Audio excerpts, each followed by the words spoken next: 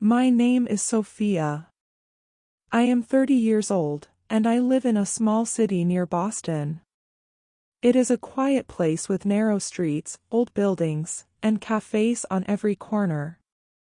People often say it is a good place to live. Safe. Calm. Predictable. From the outside, my life also looks good. I have a stable job as an office coordinator at a design firm. I live in a clean apartment. I have a partner who is kind and caring. But every morning, when I wake up, my chest feels heavy. Not because something bad is happening, but because something important is missing. 3 years ago, I made a choice that slowly changed my life. I stayed in a relationship for the wrong reason. His name is Ethan. He is 33 years old. Ethan is gentle, patient, and emotionally open. He remembers birthdays. He asks how my day was. He listens when I speak. Many women would feel lucky to have someone like him. And I know that. I truly do. But the truth is painful. I do not love him. I didn't always know this. At the beginning, everything felt easy.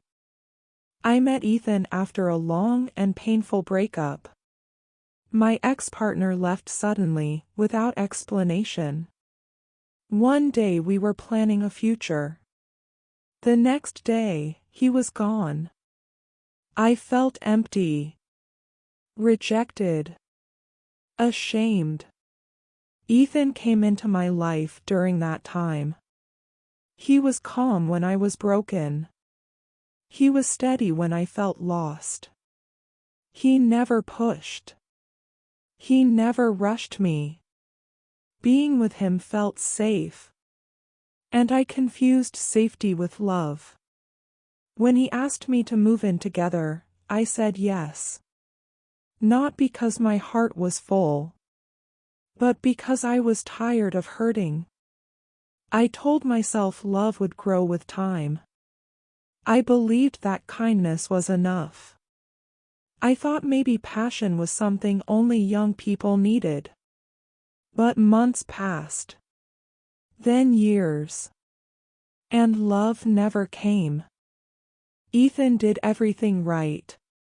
He made breakfast when I overslept. He waited for me when I worked late. He held my hand in public. He told me I was beautiful even on days I didn't believe it. Every act of love made my guilt heavier. At night, he would fall asleep easily. I would lie awake, staring at the ceiling, asking myself the same question. What is wrong with me? I tried to change. I tried to feel more. I tried to be grateful. But feelings cannot be forced. One evening, we were sitting on the couch watching a movie. Ethan looked at me and smiled softly. He said, "I feel really lucky to have you, Sofia." My throat tightened. I smiled back. But inside, I felt like I was lying. Slowly, I started pulling away. Not with words. With silence. I answered less. I shared less. I avoided eye contact when conversations became emotional. Ethan noticed. One night, while washing dishes, he asked, "Did I do something wrong?" I froze. "No," I said quickly. "I'm just tired." That became my answer for everything. I'm tired. But the truth was, I was exhausted from pretending. A few weeks later, Ethan planned a small weekend trip. Nothing fancy. Just a cabin near a lake. He was excited. He said it would help us relax. I didn't want to go. But I said yes. I always said yes. At the cabin, everything was quiet. Too quiet. Ethan cooked dinner. He lit candles. He opened a bottle of wine. He looked at me and said, "Sometimes I think about our future." My heart started racing. "I think we're building something good," he continued. Slow, but real. I nodded. But my hands were shaking. That night, I cried silently in the bathroom. I looked at my reflection and whispered, "You are living someone else's dream." When we returned home, the feeling didn't go away. It grew stronger. I started writing in a journal. Not poetry. Not stories. Just truth. One page said, "I am with a good man, but my heart is not here." Another page said, "I am afraid to leave because I don't want to be the bad person." My mother once told me, "Love is not always fireworks. Sometimes it's calm." I wanted to believe her. But calm should not feel empty. One Sunday morning, Ethan asked me something that scared me. "Sophia," he said softly, "do you think about marriage?" I couldn't breathe. "I don't know," I said. "That's okay," he replied. "We don't have to rush." His patience made me feel worse. That night, I called my closest friend, Maya. She listened quietly as I spoke. When I finished, she said, "Staying when you don't love someone is also unfair." Her words stayed with me. Days passed slowly. Every moment felt heavy. Then one evening, Ethan came home smiling. He held a small envelope in his hand. "I got us tickets," he said, "for a concert you like." I thanked him. But inside, something broke. That night, I couldn't sleep. I knew I couldn't continue. The next day, I asked him to sit with me. My hands were shaking. "There's something I need to say," I whispered. He looked at me carefully. "Okay," he said. "I care about you deeply," I began.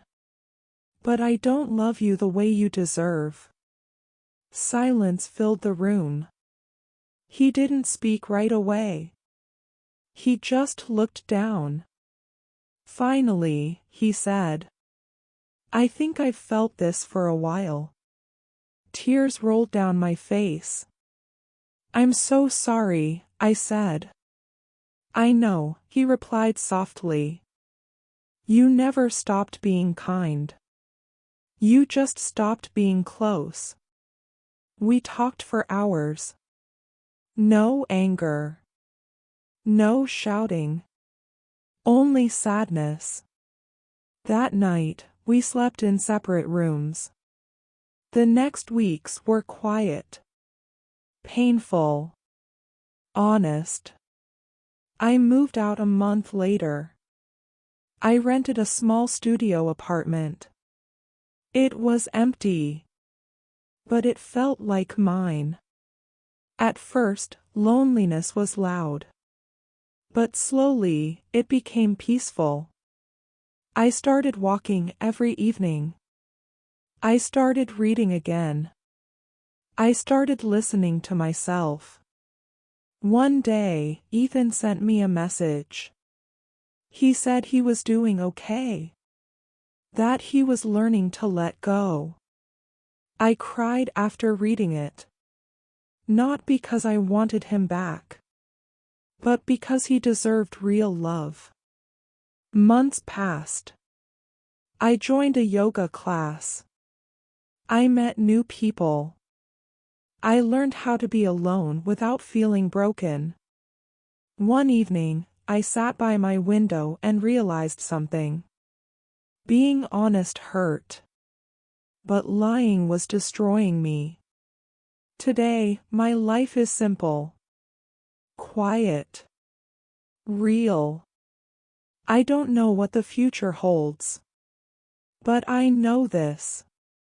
Never stay because you are afraid to leave. Never accept half-love. Never silence your heart. If you are listening and feel trapped in a life that doesn't feel like yours, you are not weak. You are just ready for truth. Thank you for listening to my story. It is not perfect, but it is honest. And sometimes, honesty is the beginning of freedom. Sometimes the bravest thing we can do is listen to our heart, even when it scares us. If this story touched you, please don't keep it to yourself. Like this video, share your thoughts in the comments, and subscribe to the channel for more real, emotional stories like this. Your support means more than you know. Thank you for listening.